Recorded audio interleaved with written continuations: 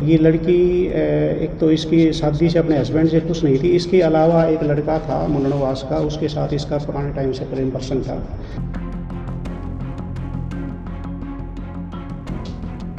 इन्होंने इसको पकड़ के इसका मुंह दबाया और उसके बाद इनको लगा कि ये मर चुका है या बिल्कुल वो बेहोशी की हालत में आ गया, तो उसके बाद इसको नहर में फेंक दिया। एक और मामला हैरान कर देने वाला है, जहां पर एक पत्नी ने अपने प्रेमी के साथ मिलकर अपने ही पति की हत्या कर दी। मामला हरियाणा के रेवाड़ी का है, जहां पर पत्नी तन्नू ने प्रेमी सोनू के साथ मिलकर पति मोनू का कत्ल करवा दिया। परिवार या पुलिस को उस पर शक न हो, इसके लिए पूरी प्लानिंग कराई गई। पहले तो उसने मोनू को मुंह और नाक दबाकर बेसुध करवाया और फिर जिंदा ही नहर में फेंकवा दिया। ये इसलिए किया ताकि जब शव मिले और पोस्टमार्टम हो तो मौत पानी में डूबने से आए। स्कूटी भी नहर किनारे इसलिए खड़ी की ताकि ये पूरी तरह से सुसाइड लगे। इस प्लान में वो कामयाब भी रही, क्योंकि शव मिलने के बाद पुलिस ने इत्तेफाकिया कार्रवाई कर पूरे मामले का पटाक्षेप कर दिया और शव परिवार को सौंप दिया। परिवार ने भी उसका अंतिम संस्कार कर दिया। दूसरी प्लानिंग के तहत तन्नू ने अंतिम संस्कार में शामिल होकर आंसू भी बहाए। 7 दिन माता पिता और भाई के साथ पति खोने का दर्द का भाव लिए सभी रस्में भी निभा डाली, लेकिन उससे एक गलती हो गई और इसी गलती की वजह से वो पकड़ में आ गई। मोनू की स्कूटी में रखे मिले मोबाइल का सारा डाटा ही डिलीट मिला। पुलिस ने जब ये मोबाइल परिवार को सौंपा तो उन्होंने साइबर एक्सपर्ट से मिलकर डाटा रिकवर करा लिया। इसमें तन्नू की पति से चैट और लापता होने वाले दिन 49 बार कॉल ने परिवार के शक को पुख्ता कर दिया। हालांकि बेटे की रस्म क्रिया के दिन पूरे दिन होने तक परिवार ने बहू को उसका एहसास नहीं होने दिया, मगर सभी रस्म क्रिया पूरे होने के बाद परिवार ने पुलिस को हत्या का शक जताते हुए शिकायत दी, जिसके बाद पुलिस ने दोबारा से जांच शुरू करी और पुलिस ने तन्नू और उसके प्रेमी और एक अन्य साथी को अरेस्ट किया, जिसके बाद इस पूरे मामले का खुलासा हो गया कि किस तरह से पत्नी ने अपने पति की हत्या करवाई। 9 तारीख को हमारे पास कंप्लेंट आई थी। रतनलाल हैं, ये जड़थड़ के रहने वाले हैं। इन्होंने कंप्लेंट दी थी कि 8 तारीख की शाम को मेरा लड़का स्कूटी लेके घर से निकला था और उसके बाद घर नहीं पहुंचा। तो हमने कसोला थाना पुलिस ने तुरंत उस पर FIR दर्ज करके और जांच शुरू की और 10 तारीख को इस लड़के की डेड बॉडी आसलवास के पास एक नहर है उसमें मिली थी और नहर के किनारे ही वो स्कूटी पाई गई थी।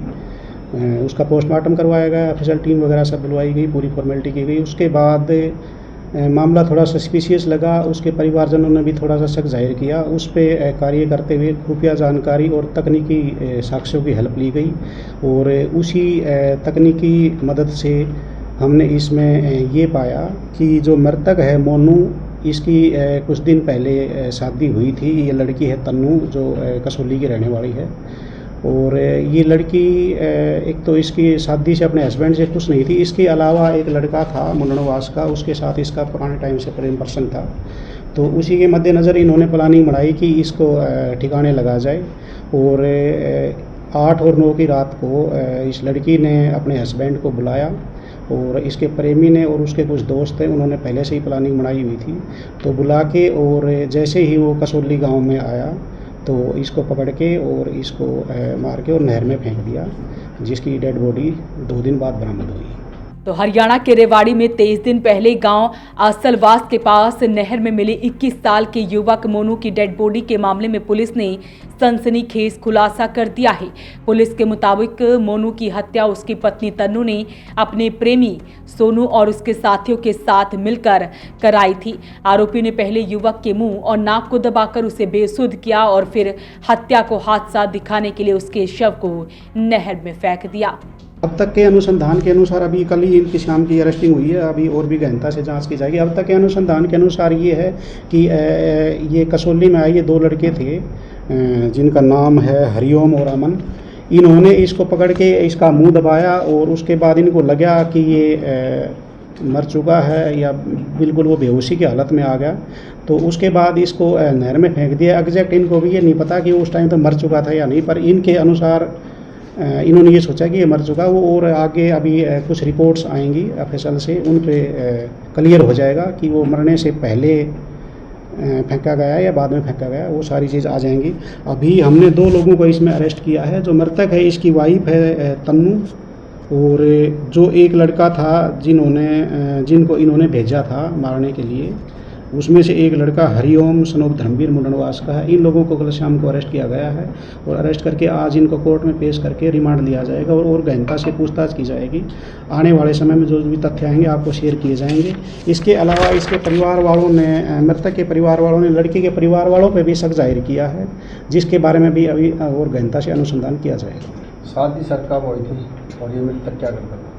मृतक वैसे तो बेरोजगार टाइप ही था, यहाँ पे कंपनी में काम करता था और इसने एक यहाँ पे शॉप भी खोल रखी थी जलियावास में शॉप भी कर रखी थी। तो और कुछ दिन पहले इनकी शादी हुई थी। इसमें कितने लोग थे जी हत्या करने में? अब तक के अनुसार ये है कि इसकी वाइफ और जो इसका प्रेमी है उन्होंने कहीं लगातार ये टच में भी रहे और 2 लोग गए, ये अपना हरिओम और अमन दोनों मुंडनवास के हैं, ये लोग गए, इन्होंने वारदात को अंजाम दिया इन लोगों के कहने पे, इसकी वाइफ और जो इसका प्रेमी है इसके कहने। सर प्रेमी का क्या नाम है? प्रेमी का नाम सोनू। पुलिस के अनुसार सख्ती से पूछताछ करने पर तन्नू ने कबूल लिया है कि उसने ही इस पूरी हत्या की वारदात को अंजाम दिया था।